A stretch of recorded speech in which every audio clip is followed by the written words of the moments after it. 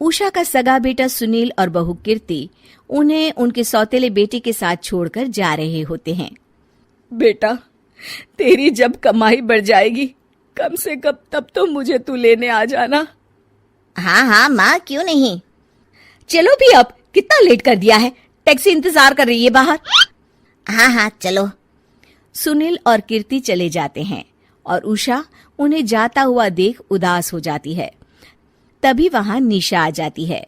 अपनी सास को उदास देख निशा उनके पास जाती है। क्या हुआ मम्मी जी, आप तो बहुत सगा बेटा करती थी। आपके सगे बेटे ने तो आपको छोड़ दिया और चले गए अपनी अलग गृहस्थी बसाने।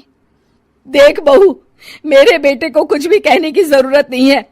मुझे यकीन है कि जब उसकी तनख्वाह बढ़ जाएगी तो वो मुझे लेने जरूर आ जाएगा। हाँ, ये भी देख लेंगे कि वो लोग आपको वापस लेने आते हैं या नहीं। तब तक तो आप भी यहीं हो और मैं भी। उषा अपने बेटे के ना होने से बहुत ही उदास रहने लगती है। उन्होंने खाना खाना भी छोड़ दिया। सुनिए जी, मम्मी जी ने आज भी कुछ नहीं खाया। जब भी खाने के बारे में पूछती हूँ तो कह देती हैं भूख नहीं है और अपने कमरे में ही बैठी रहती हैं। ये सुनकर ऋषभ अपनी माँ के पास खाना लेकर जाता है। माँ, सुनील बेटा आ गया तू? ओह, तू है। माँ, मैं खाना लाया हूँ, खा लीजिए प्लीज। आप ऐसे भूखी रहेंगी तो बीमार पड़ जाएंगी। मुझे भूख नहीं है, ले जा तू खाना। ठीक है, फिर जब तक आप नहीं खाएंगी मैं भी नहीं जाने वाला यहाँ से। अरे तू क्यों जिद करता है? कहा ना मुझे भूख नहीं है। अरे मम्मी जी, आप खा भी लीजिए ना, ये कितने प्यार से आपको खिला रहे हैं, उसकी तो कदर कर लीजिए कम से कम। अरे तू क्यों बीच में हमेशा अपनी टांग अड़ाती है? ठीक है, लाओ दे दो। कम से कम खाने के बाद तुम दोनों तो इस कमरे से जाओगे। उषा खाना खा लेती है और ऋषभ और निशा ये देखकर खुश हो जाते हैं। चलो, कम से कम माँ ने खाना तो खा लिया। उषा एक दिन सुनील को फोन मिलाती है। हेलो बेटा सुनील, तू घर मिलने आ जाना बहू को लेकर। कितने दिन हो गए, बहुत मन कर रहा है मेरा। हाँ हाँ ठीक है माँ, ऑफिस में बहुत काम है, टाइम मिला तो आ जाऊंगा। सुनील फोन काट देता है। हेलो सुनील बेटा। सुनील की बात सुनकर उषा उदास हो जाती है। तभी वहां ऋषभ आ जाता है। माँ, ये देखो, मैं जलेबी लाया हूं तुम्हारे लिए, तुम्हें बहुत पसंद है ना? उषा जलेबी देखकर बहुत खुश हो जाती है। अरे वाह, जलेबी ला दे। उषा जलेबियां खा रही होती है और ऋषभ अपने कमरे में चला जाता है। देखा मम्मी जी, आपका ये कितना ख्याल रखते हैं, और प्यार सगे और सौतेले से नहीं आका जा सकता। आपको उदास देखकर ये आपके लिए तुरंत जलेबी ले आए, यही तो प्यार होता है। ये कहकर निशा वहां से चली जाती है और उषा सोचने लगती है, शायद तू ठीक कह रही है बहू। उषा देखती है कि ऋषभ उसका बहुत ख्याल रखता है और उसे उसकी गलती का एहसास होने लगता है। एक दिन सुनील और कीर्ति घर पर आते हैं।